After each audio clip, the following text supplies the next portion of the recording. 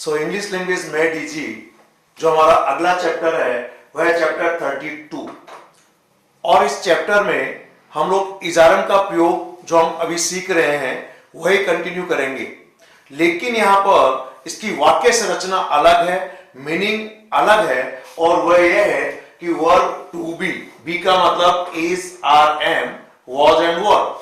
इसके बाद हम लोग एडजेक्टिव के रूप में अबाउट का प्रयोग करेंगे और उसके बाद to form of the verb means is, are, am plus about plus to form, past में was and were plus to form of the verb. ध्यान दीजिए, जब हम कहते हैं जैसा कि लिखा है somebody is और somebody was about to do something, कि कोई व्यक्ति कोई कार्य करने वाला है या करने ही वाला था, it means to be very close to doing something और very soon we are going to do something.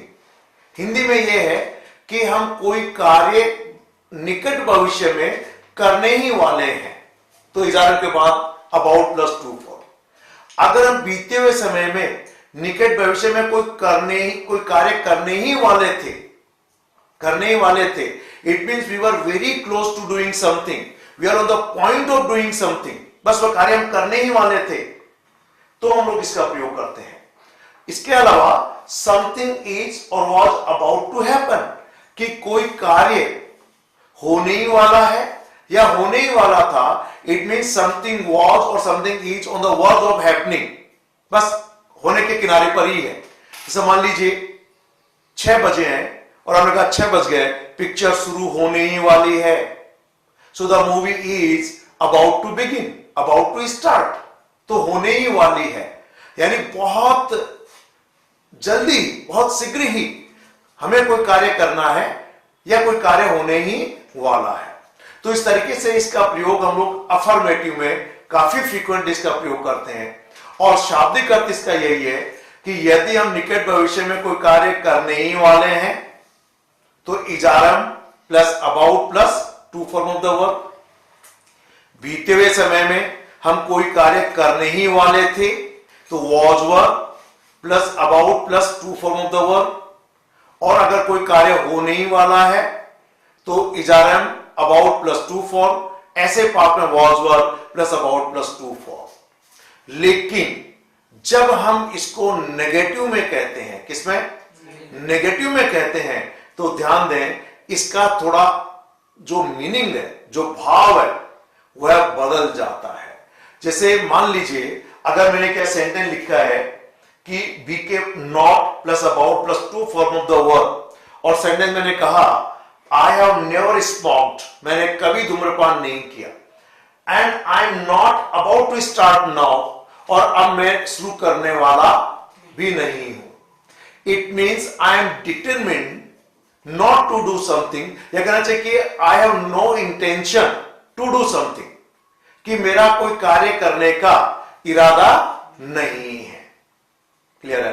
तो इस तरीके से हम जब इसका प्रयोग करते हैं तो दो तरीके से इसका प्रयोग हो गया कि number 1 we have no intention of doing something, ऐसा कहना चाहते हैं तो हम इस सेंटेंस स्ट्रक्चर का प्रयोग नेगेटिव में कहते हैं। जैसे मैं आपसे माफी मांगने वाला नहीं हूं, so I am not about to apologise to you, it mean मेरा कोई ऐसा उद्देश्य नहीं है, I am not willing to apologise to you, तो भी हम लोग इसका प्रयोग करते हैं। तो देखिए निगेटिव में इसके अर्थ में थोड़ा फर्क पड़ जाता है, मीनिंग में थोड़ा अंतर हो जाता है। अब ये जो वाक्य संरचना है एज यूजुअल स्पीच इनिशिएटर और एक्शन पार्ट। यहां पर मैंने इनिशियल लिखा है I am about to, he is about to, she is about to, we are about to, you are about to, they are about to, और ये to लग ही चुका है। इसके बाद वर्ब की फर्स्ट फॉर्म। तो अब जैसे ही अगर फिनिश द वर्क सब में जोड़ेंगे तो एक मीनिंगफुल सेंटेंस बन जाएगा, और ये सेंटेंस स्ट्रक्चर इस तरीके से बनेगा I am about to finish the work, come on, he is about to finish the work, she is about to finish the work, you are about to finish the work, they are about to finish the work. तो ध्यान से इसका अर्थ समझिए। जब मैं कहता हूं I am about to finish the work, it means मैं कार्य खत्म करने ही वाला हूं, मीन्स निकट भविष्य में just I am going to finish it, और I am very close to doing it, बहुत पास में ही हूं, बस करने वाला, तो इसमें प्रेजेंट में मीनिंग होगा। लेकिन अगर आप इसको नेगेटिव में बना दें तो इट मींस आपका यह कार्य पूरा करने का इंटेंशन नहीं है, you don't have the intention to complete this work, तो भी हम इस सेंटेंस स्ट्रक्चर का प्रयोग कर सकते हैं और हो जाएगा I am not about to finish the work, it means मैं कार्य खत्म करने वाला नहीं हूं। तो नेगेटिव में भी इसका प्रयोग होता है, पर जो सामान्यतया जो अफर्मेटिव में भाव है उससे थोड़ा नेगेटिव में हटकर इसका मीनिंग हो जाता है। क्लियर हो गया? आ जाइए यहां पर दूसरा वर्ब अगर अपन लेते हैं, जैसे एंटर द हाउस, तो जैसे जोड़ेंगे मीनिंग हो जाएगा I am about to enter the house, come on, he is about to enter the house, she is about to enter the house, we are about to enter the house, you are about to enter the house, they are about to enter the house। और जैसे ही कहते हैं I am about to enter the house, it mean मैं मकान में प्रवेश करने ही वाला हूं। He is about to enter the house, वह मकान में प्रवेश करने ही वाला है। You are to about to enter the house, आप मकान में घुसने ही वाले हैं या प्रवेश करने ही वाले हैं। They are about to enter the house, वे मकान में प्रवेश करने ही वाले हैं या मकान में घुसने ही वाले हैं। एक मैं यहां पर महत्वपूर्ण पहलू बताना चाहूंगा एंटर के बारे में। यदि एंटर के बाद आप किसी प्लेस का नाम लगाते हैं, जैसे house, room, cabin, building, hall, तो आप इनटू का प्रयोग न करें। पर यदि आप किसी से कोई एग्रीमेंट करते हैं, कोई कॉन्ट्रैक्ट करते हैं, कोई अंडरस्टैंडिंग, कोई पीस ट्रीटी आदि करते हैं, तो भी इसमें एंटर लगता है। जैसे both the brothers have entered into an agreement to settle the property disputes, कि जो प्रॉपर्टी डिस्प्यूट्स थे उनको सेटल करने के लिए दोनों भाइयों ने एक समझौता किया। तो both the brothers have entered into an agreement. तो अगर आप कोई एग्रीमेंट, कोई कॉन्ट्रैक्ट ऐसा अगर करते हैं तो फिर एंटर के बाद इनटू का प्रयोग हो सकता है। लेकिन यह प्रतियोगी परीक्षाओं में बहुत बार पूछा जा चुका है। अगर आप किसी बिल्डिंग में, किसी मकान में, किसी कमरे में अगर एंटर होते हैं तो आपको इसके बाद एंटर लगाने की जरूरत नहीं है। आ जाइए ओपन द डोर जैसे जोड़ते हैं या स्टार्ट द मीटिंग जैसे जोड़ेंगे तो मीनिंग होगा कि I am about to start the meeting, come on, he is about to start the meeting, she is about to start the meeting, we are about to start the meeting, you are about to start the meeting, they are about to start the meeting।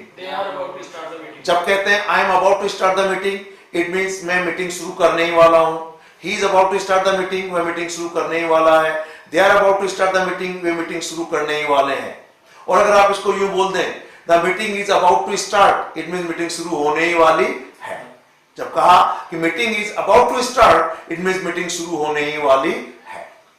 Clear हो गया? The meeting is about to finish, it means meeting खत्म होने ही वाली है। तो ध्यान दीजिए कि कोई कार्य निकट भविष्य में होने ही वाला है तो हम इसका प्रयोग करते हैं। सो ये किस तरीके से हम लोग इसका पास्ट में प्रयोग करते हैं, और ज्यादा मैं समझता हूं आपको याद होगा जब आप 6वीं 7वीं क्लास में पढ़ते थे तो एक कहानी आया करती थी कि बुजुर्ग किसान मरने ही वाला था। तो हमने पढ़ा था the old farmer was about to die. तो जब कहा about to die, it means बीते हुए समय में कोई कार्य हम करने ही वाले थे या कोई कार्य होने ही वाला था। जैसे आपने ये भी पढ़ा होगा उस टाइम कि the train was about to reach, कि ट्रेन पहुंचने ही वाली थी। तो यहां पर हम इसको एज यूजुअल पास्ट में यूज करेंगे, और जैसे कहते हैं आई वॉज अबाउट टू, और फिर first form of the verb, या यूं कहना चाहिए कि I was about plus infinitive verb with two. तो इजारन वॉज के बाद अबाउट लगाना और अबाउट के बाद वर्ब की टू फॉर्म का प्रयोग करना। प्रेजेंट पास्ट दोनों में होता है। अब हम इसे कुछ सेंटेंस बनाते हैं। फिनिश द वर्ब हम इसमें जोड़ेंगे और क्या मीनिंग होगा वह मैं बताऊंगा। तो मैं बोल रहा हूं, आप उसको बोलेंगे सेंटेंस को। I was about to finish the work. Come on. He was about to finish the work. She was about to finish the work. We were about to finish the work. You were about to finish the work. They were about to finish the work. और meaning समझिए, जब कहते हैं I was about to finish the work, it means मैं कार्य पूरा करने ही वाला था, खत्म करने ही वाला था। He was about to finish the work, वह कार्य खत्म करने ही वाला था। She was about to finish the work, वह कार्य खत्म करने ही वाली थी। या we were about to finish the work, हम कार्य खत्म करने ही वाले थे। या you were about to finish the work, हम कार्य खत्म करने ही वाले थे। They were about to finish the work, वे कार्य खत्म करने ही वाले थे। अंतर समझिएगा, जब कहते हैं I was to finish the work, it means मुझे कार्य पूरा करना था, तो मैंने किया नहीं। जो मैंने कहा I was about to finish the work, it mean मैं कार्य पूरा करने ही वाला था, मीन्स कोई 2-4% बचा होगा, बस होने पे ही था, ऐसा मीनिंग कहना चाह रहा। मान लीजिए आपने कहा लिव फॉर अमेरिका, तो लिव फॉर किसी जगह के लिए जाना, ये मीनिंग है, यानी to go to that place, ऐसा मीनिंग हो जाता है। जैसे कहता है कि I was about to leave for America, तो इसका मीनिंग है मैं अमेरिका के लिए जाने ही वाला था। अगर कहीं मिनट 2 मिनट के देरी से हो गया मान लो, अगर क्या था, जाने ही वाला था, बस ऐसा मीनिंग आ जाता है। ठीक, आप कह सकते हैं I was to enter the house, मैं मकान में घुसने ही वाला था, बस मैं मकान में प्रवेश करने ही वाला था, यानी होने वाला। एक आध 2-4-5 मिनट का अंतर आ गया, अगर मैं अंदर घुस जाता। जैसे कहा I was about to open the door, मैं दरवाजा खोलने ही वाला था। I was about to start the meeting, मैं मीटिंग शुरू करने ही वाला था। I was about to inform the police, मैं पुलिस को सूचित करने ही वाला था। I was about to ask a question, मैं एक प्रश्न पूछने ही वाला था। I was about to burst into tears, ध्यान दीजिएगा, बर्स्ट इनटू टीयर्स का मतलब है, जब मैंने कहा कि I was about to burst into tears, it mean मैं फूट फूट कर रोने ही वाला था। क्योंकि बर्स्ट होना, जैसे टायर वगैरह बर्स्ट हो जाते हैं ना, इधर फट जाना, तो ऐसे burst into tears, it means आंखों का सैलाब निकल जाना। तो यहां पर एक तरीके से मीनिंग एक तरह से मुहावरा है, इडियम है, फूट फूट कर रोना। तो जब मैंने कहा I was about to burst into tears, it means मैं बस फूट फूट कर रोने ही वाला था, यानी मेरी आंखों से आंसू बर्स्ट होकर निकलने ही वाले थे। I was about to start to play the match, मैं मैच खेलना शुरू करने ही वाला था। क्लियर हो गया?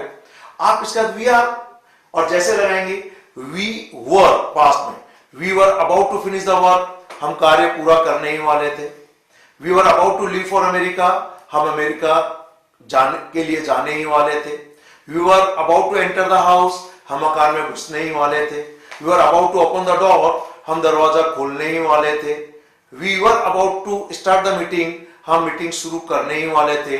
We were about to inform the police, हम पुलिस को सूचित करने ही वाले थे। We were about to ask a question, हम एक प्रश्न पूछने ही वाले थे। We were about to burst into tears, हम फूट फूट कर रोने ही वाले थे। We were about to start to play the match, हम मैच शुरू करने ही वाले थे। क्लियर हो गया? आप दोनों तरीके से सेंटेंस बना सकते हैं। पहले आप 1 by 1 सभी वर्ब लें और इन इनिशिएटर्स में जोड़ दीजिए, पहले प्रेजेंट वाले में, फिर पास्ट वाले में। फिर आप इनिशिएटर लें, पहले प्रेजेंट फिर पास्ट, और आप सभी एक्शन पार्ट में दी हुई वर्ब से जोड़ दीजिए, तो मीनिंगफुल सेंटेंस बन जाएंगे। सामान्यतः इसके 2 स्ट्रक्चर हैं, अफर्मेटिव और दूसरा नेगेटिव। फिर समझ लीजिए, जब हम कहते हैं we are not about to do something, means आप यहां पर नॉट का प्रयोग करें। वी आर नॉट, जैसे I am not, he is not, she is not, we were not, you were not, plus about plus to form of the verb,